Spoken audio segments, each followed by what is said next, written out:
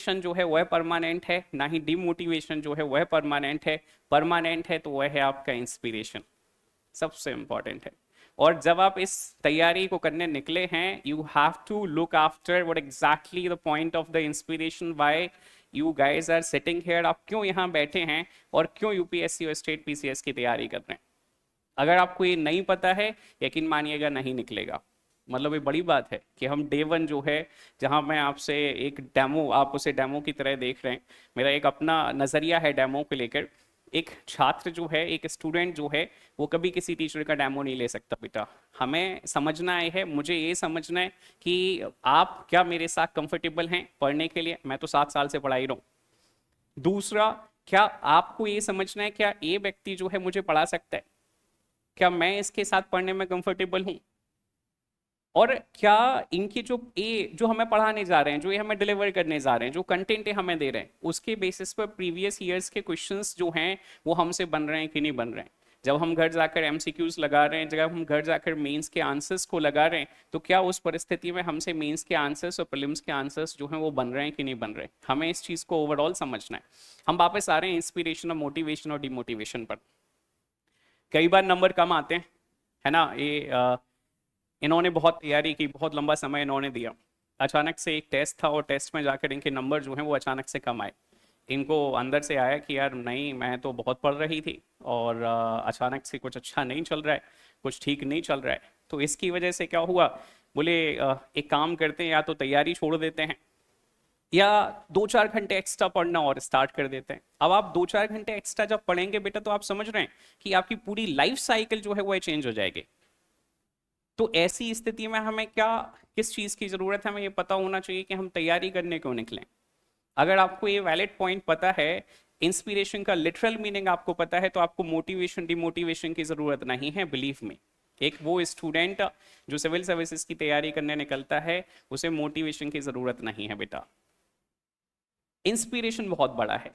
अगर आपको मालूम है क्यों करने निकले हैं, तो सबसे पहला काम है, अगले, आज नहीं, कल नहीं, मैं आज भी नहीं पूछूंगा, कल भी नहीं पूछूंगा आपसे, जब आप परसों आए, थर्ड डे, तो आप ये फाइंड आउट करके आइएगा कि आप क्यों सिविल सर्विसेज की तैयारी करने के लिए जो है घर से यहाँ निकल कर आए हैं। और अगर नहीं समझ आ रहा है, तो हम इसमें भी आपकी मदद करेंगे, क्योंकि मैंने कहा ना, मेरा पहला स्टेटमेंट है बेटा, इंस्पिरेशन नहीं पता है, एग्जाम नहीं निकलेगा। तो हम सबसे पहले तो आपकी इंस्पिरेशन को फाइंड आउट करने में मदद करने जाएंगे, what exactly the point is why you people are preparing. और मैं आपको बताने नहीं जाऊंगा कि ये आपकी सोर्स ऑफ इंस्पिरेशन है, इसका और इस गुड़िया का, इसका, इस बालक का मोटिवेशन जो है वो एक नहीं हो सकता, ये सॉरी इंस्पिरेशन जो है वो एक नहीं हो सकता। इसकी परिस्थितियां जो हैं वो अलग हैं, आपकी परिस्थितियां जो हैं वो अलग हैं। तो जब सबकी परिस्थितियां अलग हैं, तो कैसे किसी भी व्यक्ति का जो है वह सोर्स ऑफ इंस्पिरेशन जो है वह एक होगा, संभव ही नहीं है। ठीक है, तो मैं आपको नहीं बताऊंगा कि इंस्पिरेशन का कारण क्या है, मैं आपको सिर्फ ये एक दृष्टिकोण जो है वो दृष्टिकोण देने जाऊंगा कि इंस्पिरेशन कहाँ से आता है। कई सारे लोग कहते हैं कि, मैं एक बहुत वैलिड पॉइंट पर चर्चा कर रहा हूँ, ध्यान से सुनना। कई लोग कहते हैं कि सर आर्थिक परिस्थितियां जो हैं वो अच्छी नहीं है, है ना, economic circumstances of the family or the economic conditions of the family is not that good, that's why we are preparing for the civil services। यकीन मानिएगा 3 दिन बाद इस पॉइंट पर चर्चा करेंगे। तो 3 दिन बाद मतलब थर्ड डे, सोच कर आइएगा कि आप में से कितने लोगों का मूड ऑफ ए इंस्पिरेशन जो है वो ये है कि हम इस वजह से तैयारी कर रहे हैं कि पापा मम्मी की जो है परिवार की आर्थिक स्थिति अच्छी नहीं है, इस वजह से सिविल सर्विसेज की तैयारी करनी है। तो 2 दिन अच्छे से सोचिए, क्या ये वाला पॉइंट है या दूसरा पॉइंट है।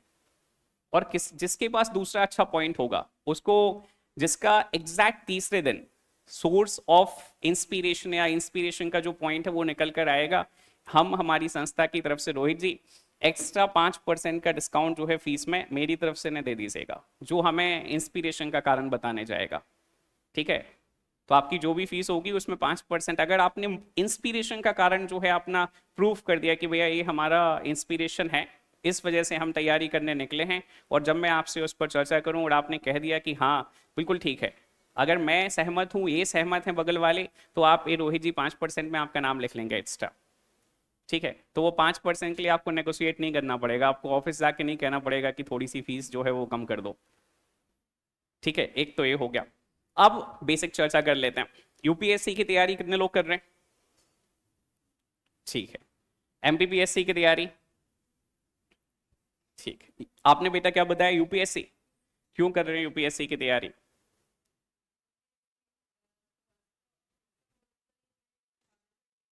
अच्छा, फादर का ड्रीम है, ठीक है।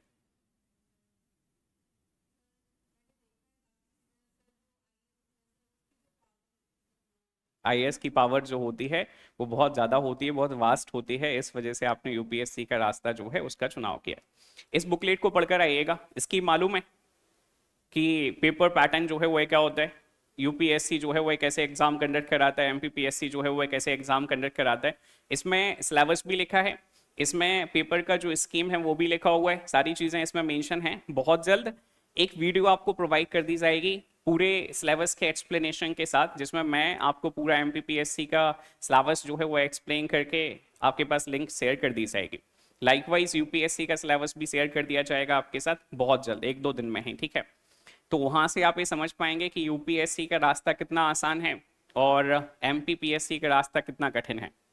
उल्टा का उल्टा है, ये कह रही है, बोले सर उल्टा कह रहे हो आप। तो ये समझ आएगा आपको 2 से 3 दिन बाद जब हम उस वीडियो को देखेंगे कि यूपीएससी प्रीलिम्स का रास्ता जो है in comparison to the MPPSC prelims बेहद आसान है। सही मार्गदर्शन, सही डायरेक्शन और आपकी 3 सेगमेंट, 3 एलिमेंट्स, 3 फैक्टर्स। आप जब इस तैयारी को करने निकले ना बेटा, एक तपस्या करने निकले, है ना, बहुत छोटे हैं अभी, तपस्या वाली उम्र नहीं है आपकी, है ना। तो लेकिन यकीन मानिएगा तपस्या ही है, 3-4 साल की तपस्या, कई लोगों की 7-8 साल की तपस्या।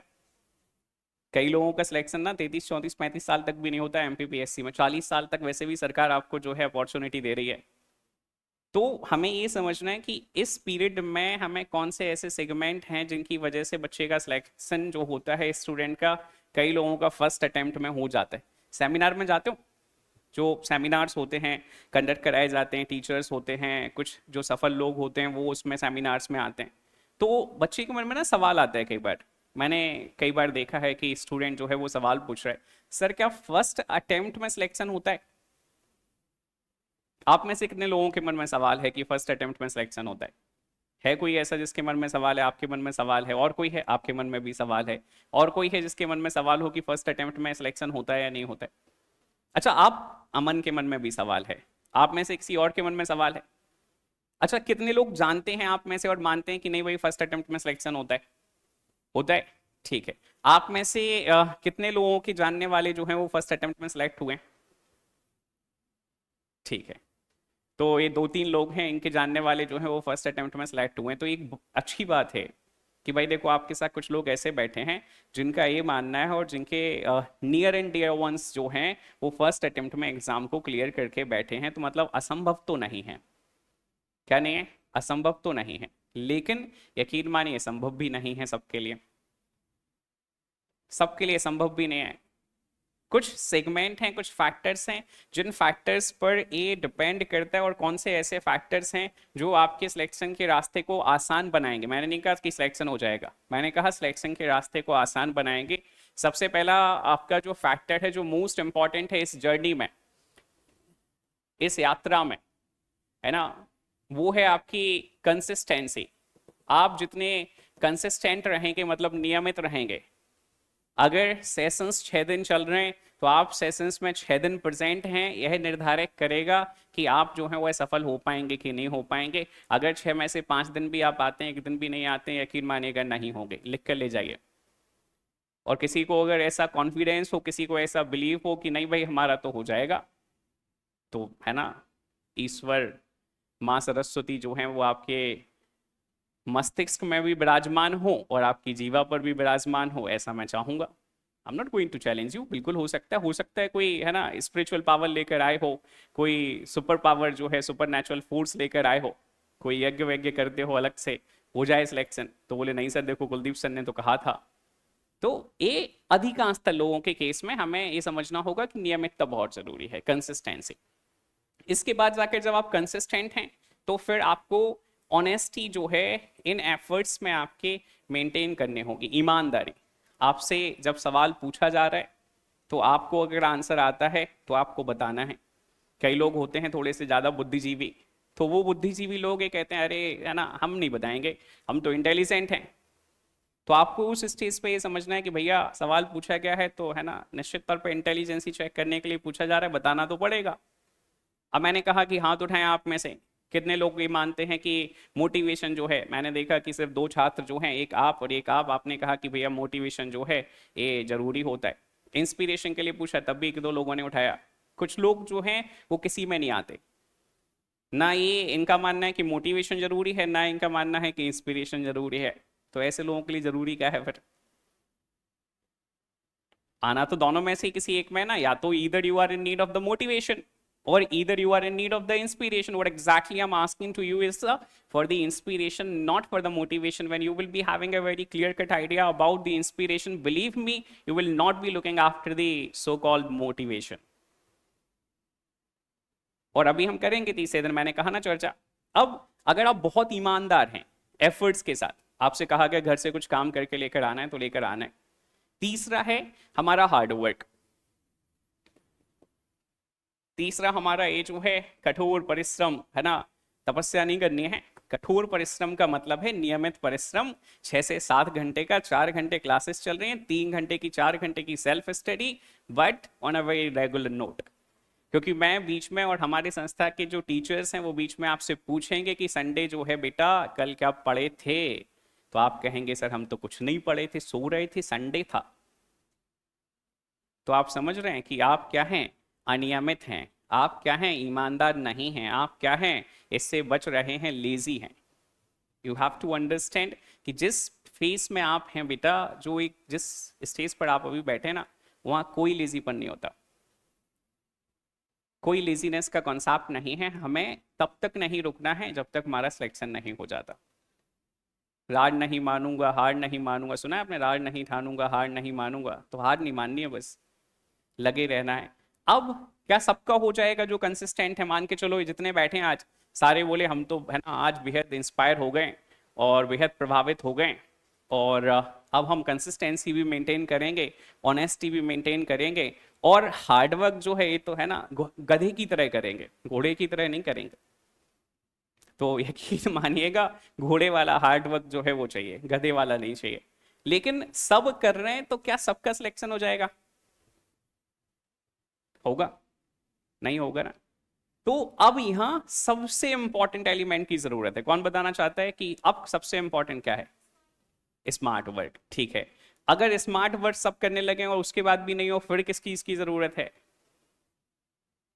कौन बताना चाहता है? आप बताना चाहती हैं बेटा कि अगर आप तीनों फ्रेंड हैं, ठीक है, आप तीनों जो है मान के चलिए कंसिस्टेंट हैं, ऑनेस्ट हैं, हार्डवर्क हैं, कर रही हैं, फिर भी एक का सिलेक्शन हो गया, दूसरे का नहीं हुआ, किसी एक का, परफेक्शन की जरूरत है। ठीक है, परफेक्शन सब कर सकते हैं, परफेक्शन सब ब्रिंग आउट नहीं कर सकते ना, लेकिन हमें कुछ ऐसे एलिमेंट्स की जरूरत है जो सबके अंदर होना चाहिए जो सिविल सर्विसेज की तैयारी कर रहे हैं। प्रैक्टिस, ठीक है, और पर्सनालिटी डेवलपमेंट, ठीक है, रविंद्र सर अभी बता के गए ना पर्सनालिटी डेवलपमेंट बहुत इंपॉर्टेंट है। हाँ ठीक है, और सेल्फ स्टडी कर तो रहे, और कॉन्फिडेंस, ये भी ठीक है, और इंस्पिरेशन, और अच्छा चलो ठीक है, इंस्पिरेशन मालूम है, और 3 साल लगातार सिलेक्शन नहीं हुआ, फिर क्या करोगे? क्या बताए? मनोबल ना, वेरी गुड। आपने कहा पेशेंस, इन्होंने कहा मनोबल, दोनों चीजें बेहद जरूरी हैं। मतलब पेशेंस चाहिए ओवरऑल, संयम। अब यहां ये आप करेंगे, और जो सबसे इंपॉर्टेंट है, जो हम कह रहे हैं संयम, जो हम कह रहे हैं पेशेंस, ये धैर्य बेटा जिसके पास नहीं होगा उसका भी नहीं होगा सिलेक्शन। ये 4 चीजें जरूरी हैं। अब इनमें से सबसे पहले क्या जरूरी है? तो सबसे पहले तो यही जरूरी है भाई, जब ये आप मेंटेन करेंगे तो ये ऑटोमेटिकली जनरेट हो जाएगा, आप उतने सक्षम हो जाएंगे, समझदार हो जाएंगे कि आपको समझ आएगा कि नहीं भाई देखो सबका सिलेक्शन नहीं होता। लाखों की संख्या में लोग जो हैं एस्पिरेंट्स जो हैं वो सिविल सर्विसेज की तैयारी करते हैं, लेकिन एट द सेम लाखों की संख्या में तो सीट्स ही नहीं आती बेटा। जब 300-400 सीट्स आ रही हैं तो सिलेक्शन सिर्फ उन 300-400 लोगों का होगा जो उस पर्टिकुलर समय में बेहद परफेक्शन के साथ काम कर रहे थे, जिन्होंने बेहद अच्छे नोट पर प्रैक्टिस करी हुई है और जो अच्छे कॉन्फिडेंस के साथ आगे बढ़ रहे थे। लेकिन इसका मतलब ये थोड़ी कि आपका नहीं होगा। उस पर्टिकुलर समय में हमें क्या ध्यान में रखना होगा, तो हमें पेशेंस जो है, ठीक है, इसको मेंटेन करना होगा। अगर आपने मेंटेन कर लिया तो बिल्कुल अगली साल आप फिर से प्रीलिम्स देंगे। लेकिन मान के चलो अगली साल फिर नहीं हुआ तो फिर हमें पेशेंस ही मेंटेन करना है। Exactly exactly. अब एक मैंने कहा ना कि सिविल सर्विसेज की तैयारी जो है ना वो एक तप है, एक तपस्या है। शुरुआती दौर में अगर जो फर्स्ट अटेम्प्ट में सिलेक्शन हो जाता है ना उनका, वो सिर्फ बच्चे तपस्या करते हैं। लेकिन जिनका सेकंड अटेम्प्ट में, थर्ड अटेम्प्ट में भी नहीं होता, उनके माता पिता भी तपस्या करते हैं बेटा। तो ये आपको निर्धारित करना है कि आपको आपके माता पिता को आपकी इस यात्रा में तपस्या करवानी है।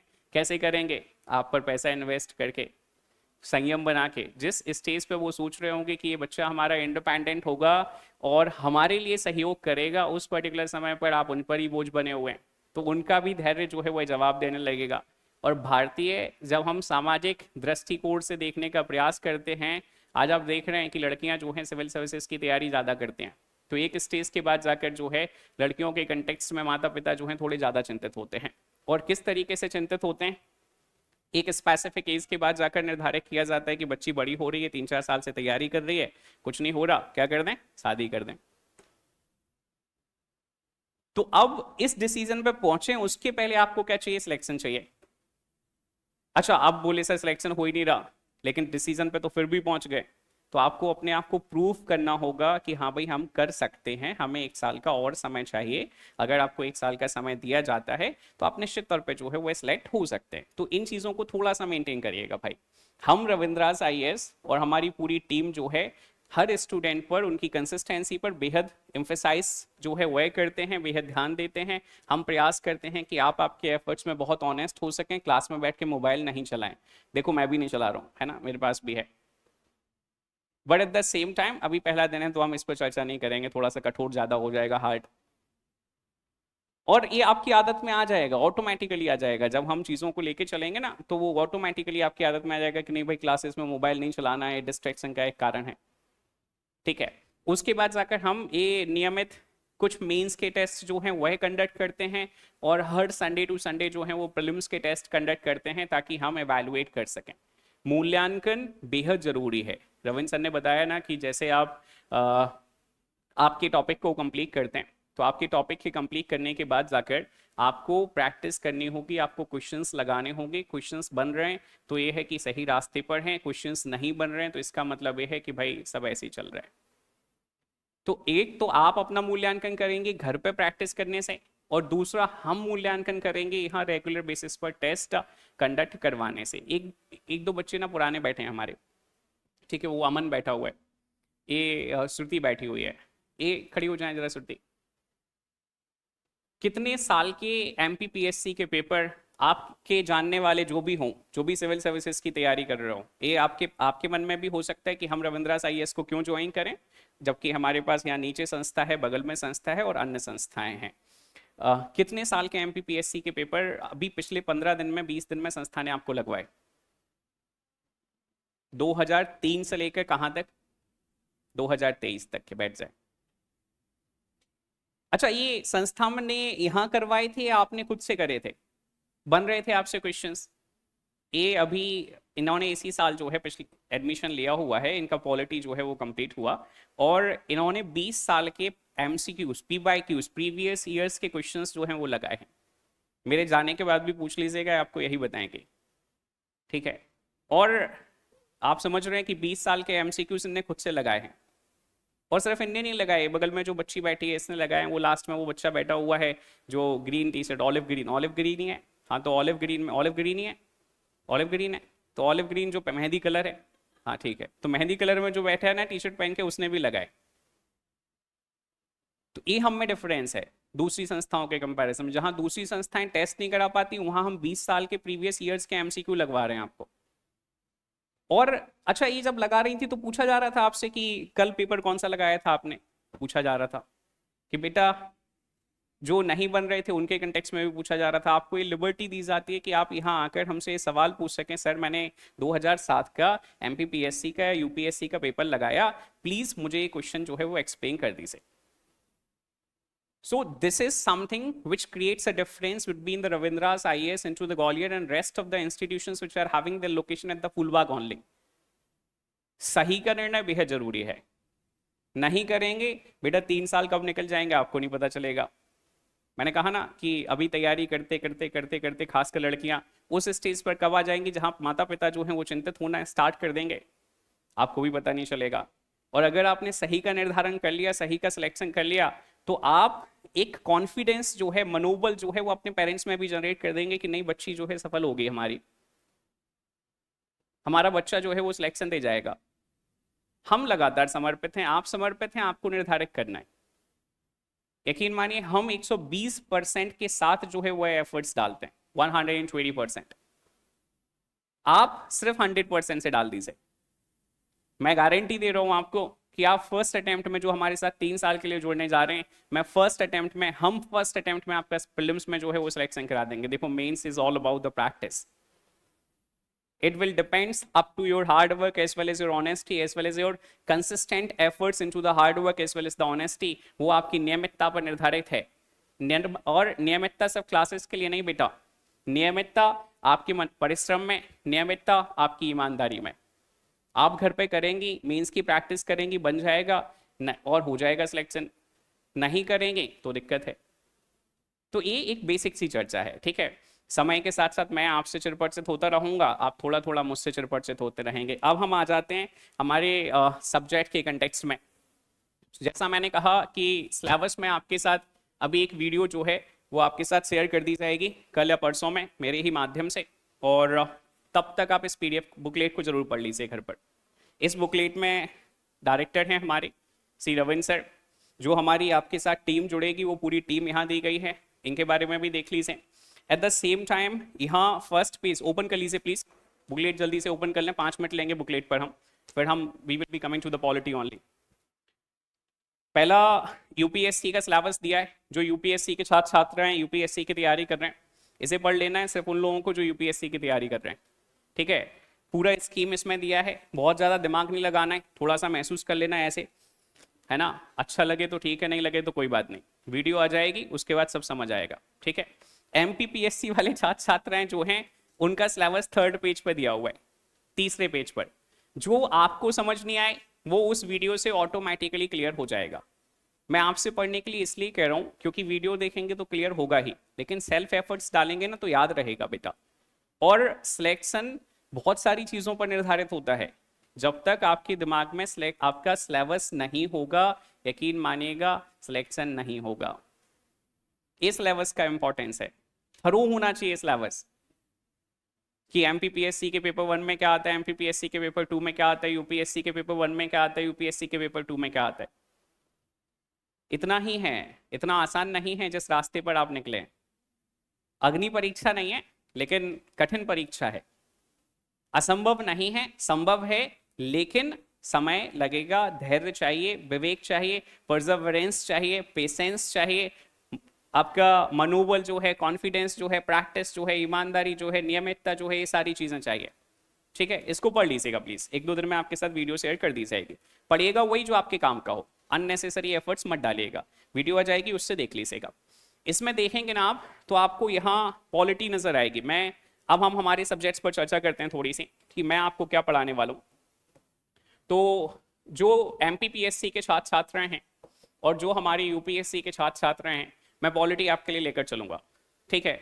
समय के साथ दूसरा सब्जेक्ट भी लेकर चलूंगा, चूंकि मैं मल्टीपल सब्जेक्ट्स आपको पढ़ाता हूँ, बहुत सारे सब्जेक्ट्स हैं, और इस संस्थान में जो है मैं आपको पॉलिटी और संभवतः जो है आगे निकट भविष्य में सोशोलॉजी, और आगे जाकर आपको जिसे समाजशास्त्र कहा जाता है हिंदी में, और आगे जाकर आपको इथिक्स, और at the same time political thinkers जो हैं। तो ये कुछ ऐसे सब्जेक्ट्स मैं आपको पढ़ाने वाला हूँ जो बेहद इंपॉर्टेंट हैं, और इनके कंटेक्स्ट में हमें समझ चाहिए। कैसी समझ? ये प्रीलिम्स में नहीं आते भाई, ना तो सोशोलॉजी का प्रीलिम्स में कोई वेटेज है, ना ही इथिक्स का कोई वेटेज है प्रीलिम्स में, ना ही पॉलिटिकल थिंकर्स का कोई वेटेज है, तो हम कर लेंगे बाद में चर्चा, ठीक है। लेकिन ये सारी चीजें ऑलमोस्ट मैं आपको पढ़ाऊंगा, ठीक है। अब पॉलिटी जो है वो यूपीएससी का भी हिस्सा है।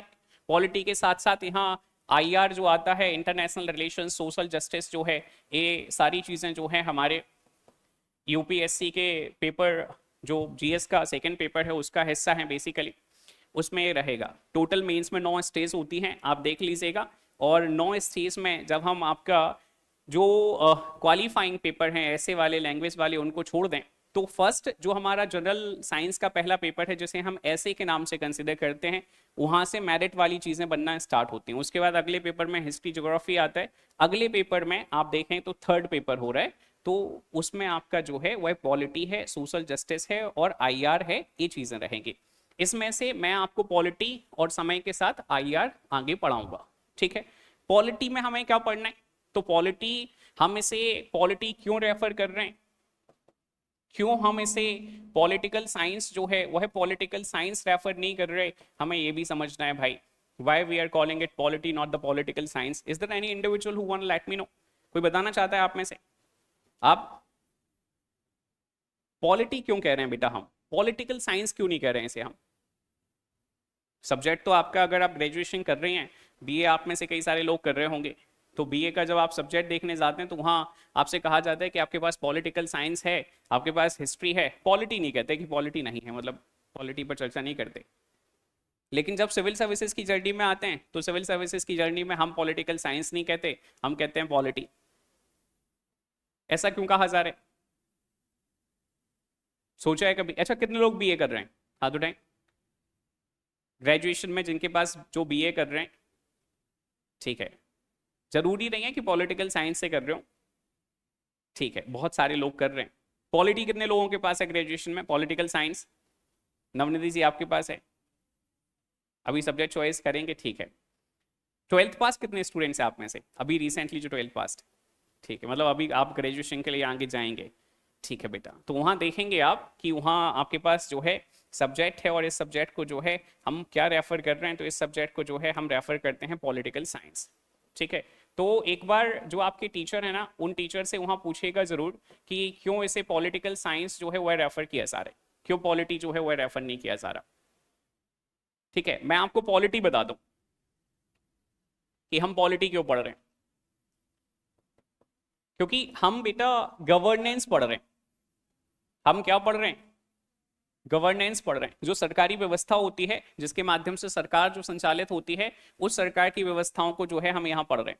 अब सरकार किसके माध्यम से चलती है? यूपीएससी ने पिछले साल एक क्वेश्चन पूछा कि कॉन्स्टिट्यूशन को, संविधान का मुख्य उद्देश्य क्या है, what exactly the objective of the constitution for a country is, कि बताइए संविधान की जरूरत क्या है हमें। तो जो सरकार होती है, जो गवर्नमेंट होती है, इसके कुछ ऑर्गन्स होते हैं, ऑर्गन्स ऑफ गवर्नमेंट। आप में से कोई बताना चाहता है कि सरकार के जो ऑर्गन्स होते हैं वह कौन से होते हैं? बताएं। पार्लियामेंट होता है, सॉरी प्रेसिडेंट होता है, जुडिशरी होता है, ठीक है। और कौन बताना चाहता है? एग्जीक्यूटिव होता है, वेरी गुड। लेजिस्लेटिव होता है, वेरी गुड।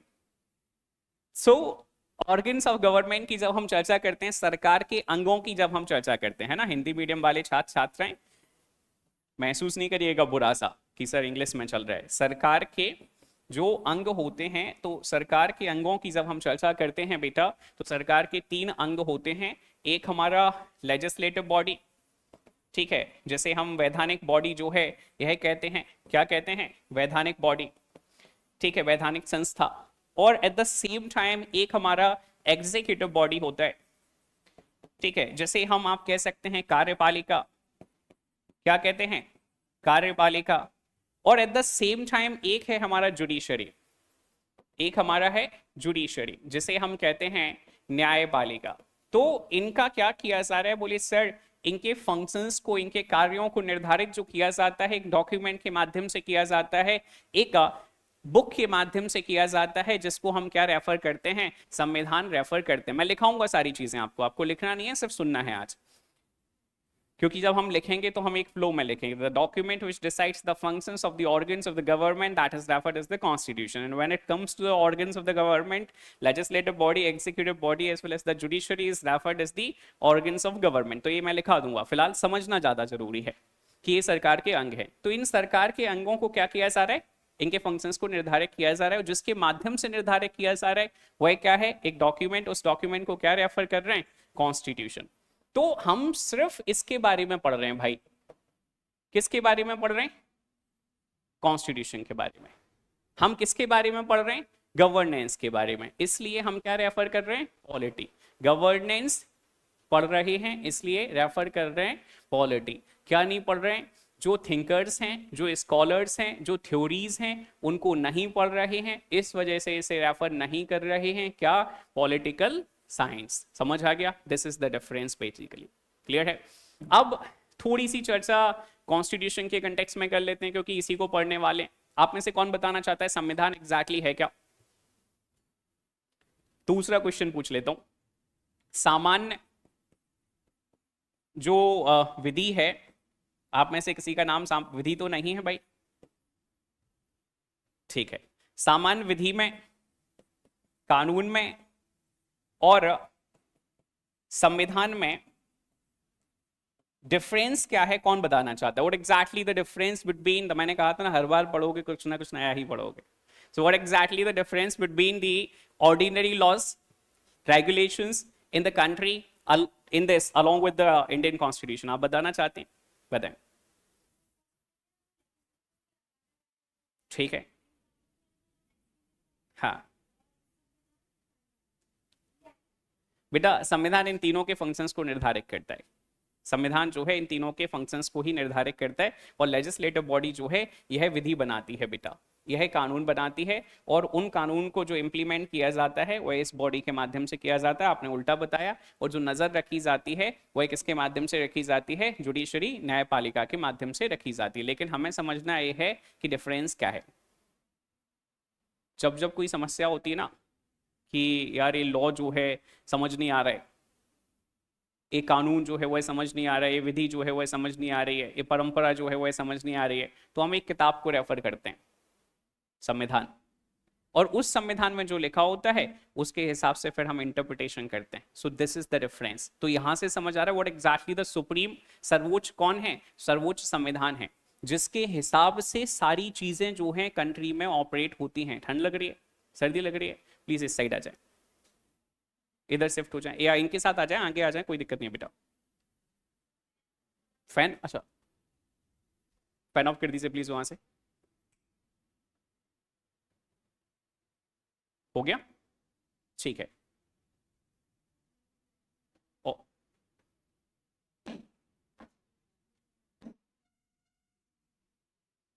हो गया, थैंक यू। अभी ठीक है, यही बताना होता है, मैंने कहा ना कि कंफर्टेबिलिटी जनरेट करनी है। तो हमें क्या समझना है, हम संविधान की चर्चा कर रहे हैं और अन्य विधियों की चर्चा कर रहे हैं। अन्य सभी विधियों को, अन्य सभी कानून को जिसके माध्यम से चलाया जाता है वह कहलाता है संविधान। समझ आया? कानून बनाए किसके माध्यम से जा रहे हैं, कानून बनाए जाते हैं इस वैधानिक बॉडी के माध्यम से, लेजिस्लेटिव बॉडी के माध्यम से। चलाए किसके माध्यम से जाते हैं, ऑपरेट किसके माध्यम से करे जाते हैं, एग्जीक्यूटिव बॉडी के माध्यम से। नजर किसके माध्यम से रखी जा रही है, न्यायपालिका के माध्यम से। नजर रखने का मतलब क्या है, नजर रखने का मतलब क्या है, आप बताएंगे? क्या नाम है आपका? सॉरी, हाँ ठीक है। तो इन्होंने कहा कि सर किसी चीज पर नजर बनाए रखना मतलब स्क्रूटिनाइजेशन होता है। इसे इंग्लिश में एक शब्द कहा जाता है स्क्रूटनी, कि whether they are following the proper directions और नॉट, वो प्रॉपर डायरेक्शंस जो हैं वो फॉलो कर रहे हैं या नहीं कर रहे हैं। कहाँ की डायरेक्शंस?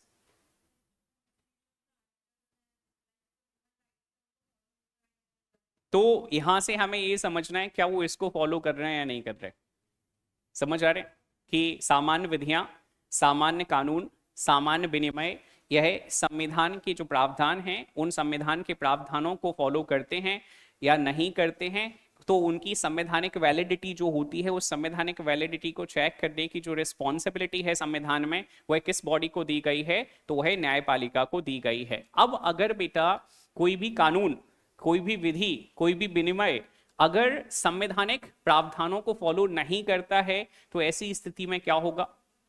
तो ऐसी स्थिति में न्यायपालिका जो है एक आदेश पारित करेगी, एक आदेश जारी करेगी, और जिसके माध्यम से उस विधि को, उस कानून को, उस विनिमय को शून्य कर दिया जाएगा, खत्म कर दिया जाएगा।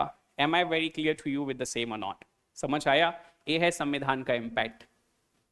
आया समझ कि अगर कोई बॉडी संविधान को फॉलो नहीं करती है, चेक किसके माध्यम से किया जा रहा है बेटा? न्यायपालिका के माध्यम से। अगर न्यायपालिका ने पाया कि नहीं फॉलो कर रही है तो क्या कर दिया जाएगा? शून्य मतलब खत्म कर दिया जाएगा। समझ आ गया? अब मेरे पास ना एक सवाल है, क्या नाम है आपका? आदर्श जी। यहां से अगर सुपीरियर होने का हम समझने का प्रयास करें, लेजिस्लेटिव बॉडी सुपीरियर है, एग्जीक्यूटिव बॉडी सुपीरियर है, या जुडिशरी सुपीरियर है, या कॉन्स्टिट्यूशन सुपीरियर है? लेजिस्लेटिव बॉडी सुपीरियर है। कैसे लेजिस्लेटिव बॉडी सुपीरियर है आदर्श जी? बेटा सिर्फ किताबें पढ़ना ही सब कुछ नहीं होता, सिर्फ किताबों में लिखना ही सब कुछ नहीं होता। until unless you are not having a sound understanding of the subject which have been taught in the session, तब तक कुछ नहीं होगा। And that's what the responsibility of each and every single educator to make the student evaluate their own self, है ना? मेरा मूल्यांकन नहीं कर पाओगे ये असंभव है, और किसी भी शिक्षक का मूल्यांकन नहीं कर पाओगे ये असंभव है, लेकिन अपना खुद का मूल्यांकन कर पा रहे हो और मेरे साथ कर पा रहे हो, ये आपको चेक करना है। जो मैं पढ़ा रहा हूं उसके आधार पर कुछ सीख पा रहे हो, ये आपको चेक करना है। ठीक है? क्योंकि मैं तो पढ़ा ही रहा हूं, मैंने कहा ना 7 साल हो गए अभी, और थोड़ा सा और पढ़ाने का सोचा है 8-10 साल आगे, फिर पता नहीं है फिर क्या किया जाएगा, लेकिन अभी तो फिलहाल यही है। अब आपको इतना मैंने पढ़ाया और फिर भी आप मुझसे कह रहे हैं कि सर ये जो हमारी वैधानिक, लेजिस्लेटिव कहा आपने, तो लेजिस्लेटिव बॉडी जो है वो सुपीरियर है। आप बताएंगे बेटा कौन सी बॉडी सुपीरियर है? जुडिशरी सुपीरियर है। आप बताएंगे बेटा जुडिशरी। आप बताएंगे बेटा कौन सा जो है वह सर्वोच्च है? कानून, ये न्यायपालिका सर्वोच्च है, वैधानिक बॉडी सर्वोच्च है, कार्यपालिका सर्वोच्च है, संविधान सर्वोच्च है। कैसे पता चला?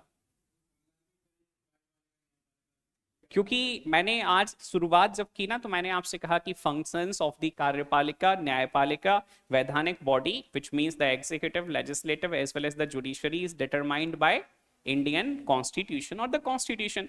तो चाहे न्यायपालिका हो, चाहे कार्यपालिका हो, चाहे वैधानिक संस्था हो, किसकी बात मान रहे हैं?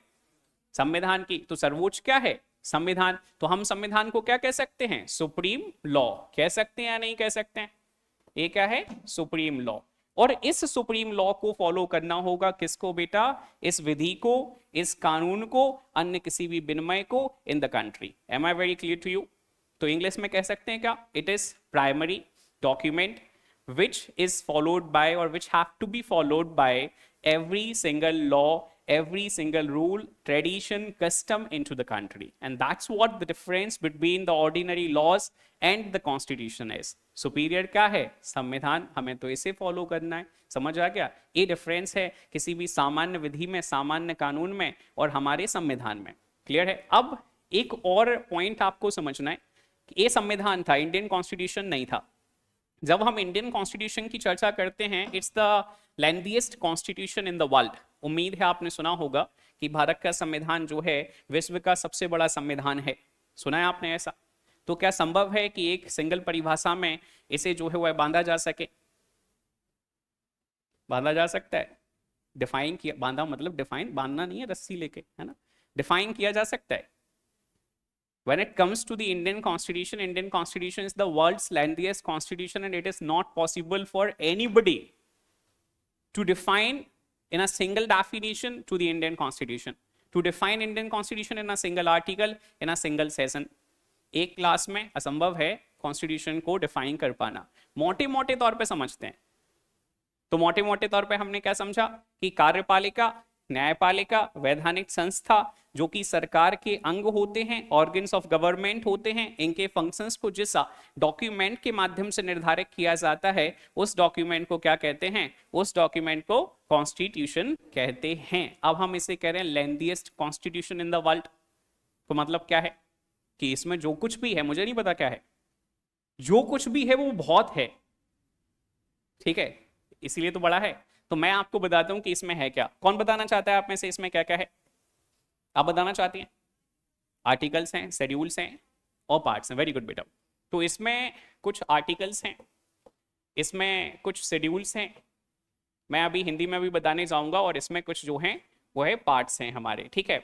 इन्हें हिंदी में हम कहते हैं कि यहाँ पर हमारे कुछ अनुच्छेद हैं बेटा, और एट द सेम टाइम यहाँ पर हमारे कुछ ये जो हैं अनुसूचियाँ हैं, ठीक है, या आप उन्हें सूचियाँ भी कह सकते हैं। और एट द सेम टाइम यहाँ पर ये हमारे जो हैं कुछ भाग हैं इसमें, ठीक है। अब कौन मुझे बताना चाहता है कि मूल संविधान में, मतलब वास्तविक संविधान में हमारे कितने पार्ट्स हुआ करते थे, कितने शेड्यूल्स हुआ करते थे, और कितनी अनुसूचियां या अनुसूचियां हुआ करती थी ओरिजिनल कॉन्स्टिट्यूशन? दो हैं संविधान, एक है ओरिजिनल बेटा, जिसे हिंदी में कहा जाता है मूल संविधान, ठीक है, और एक है हमारा जो है एट प्रेजेंट, मतलब वर्तमान संविधान। क्या नाम है बेटा आपका? प्रियांशु। बस उस स्टेज पे पहुंचना है जहां पन्ने पलटना बंद हो जाएंगे। आई am not asking in context of that what exactly I want to say. So try to understand the literal meaning of that. You have to reach out to that particular stage where if someone is going to ask you something, you must have the facts in your mind only. That's what the point of mine is. तो हमें बेटा उस स्तर पे पहुंचना है जहां question पूछा जा रहा है तो या तो आता है या सीख रहे हैं, नहीं आता है नहीं, या तो आता है या सीख रहे हैं, पलट नहीं रहे हैं कुछ भी, सबसे इंपॉर्टेंट है। तो मैंने कहा कि दो हैं, एक ओरिजिनल है, एक वर्तमान है। ओरिजिनल का मतलब क्या है बेटा? मूल क्यों कह रहे हैं हिंदी मीडियम में? क्यों मूल संविधान कह रहे हैं? शुरुआत हुई थी, बिल्कुल ऐसे ही बताना है, यही यही पढ़ना है, परेशान नहीं होना है, क्योंकि शुरुआत हुई थी। तो संविधान की शुरुआत कब हुई थी? सही बता रहे हैं, बताएं जो कुछ भी बता रहे हैं। हाँ भाई, आप बताएंगे बेटा, आप बताएंगे, आप बताएंगे पीछे, आप बताएंगे बेटा, आप बताएंगे। अच्छा, अनुच्छेद का पता है कि कितने हैं, ठीक है, उस पर आ रहे हैं अभी हम। आप बताएंगे, आप बताएंगे बेटा।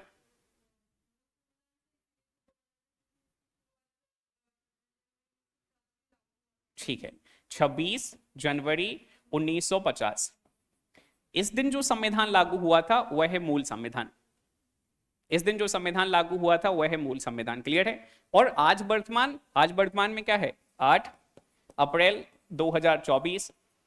तो हमारा मूल संविधान जो यहाँ काले कलर का हमें दिखाई देता था, आज काला है कि कुछ और है? नीला है, हरा है, पीला है, या क्या परिवर्तन है? जैसा भी परिवर्तन है वो आज का संविधान है। तो हम अभी भी काला ही है, परेशान नहीं होना, बस थोड़ा सा बड़ा हो गया, एक्सपांडेड हो गया है। तो बस हमें ये समझना है कि यहाँ ये जो ऐसा था, इसमें क्या लिखा था, कितने आर्टिकल्स, कितने शेड्यूल्स के कितने पार्ट्स थे, मतलब कितने अनुच्छेद थे, कितने अनुसूचियां थी और कितने भाग थे। और आज वर्तमान संविधान में कितने भाग हैं, कितनी अनुसूचियां हैं और कितना हमारे सो कॉल्ड अनुच्छेद हैं, ये हमें समझना है। समझेंगे, लेकिन एक और पॉइंट है जो आपको मुझे बताना है। 26 नवंबर 1949, 26 नवंबर 1949 और 26 जनवरी 1950 में डिफरेंस क्या है? ये नहीं कहना कि वो नवंबर का 26 है, जनवरी का 26 है। इस दिन हस्ताक्षर करे गए थे, ठीक है। और कौन बताना चाहता है?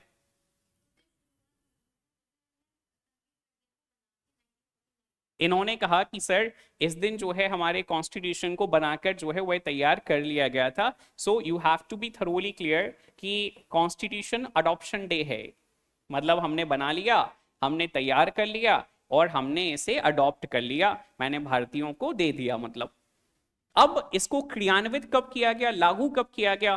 तो लागू किया गया आपका कब? लागू किया गया ये आपका 26 जनवरी 1950 में। लेकिन एक और डिफरेंस है, कुछ अनुच्छेद हैं। अब आ रहे हैं अनुच्छेदों पर। आप बताना चाहती थी, क्या नाम है आपका? शालिनी जी। शालिनी जी, आप बताएंगे कितने अनुच्छेद जो है मूल संविधान में थे? 395, ठीक है। और ये जो हमारी शेड्यूल्स थे वो 12 थे जब मूल संविधान में, 12 थे। चलिए, उसके अलावा ये भाग जो है वो कितने थे? भाग नहीं पता। आप में से कोई और बताना चाहता है? आदर्श जी, आप बताना चाहते हैं? पीछे तीनों में से कोई भी बेटा, आप बताना चाहती हैं? कोई और आप में से? कठिन लग रहा है क्या? कठिन लग रहा है?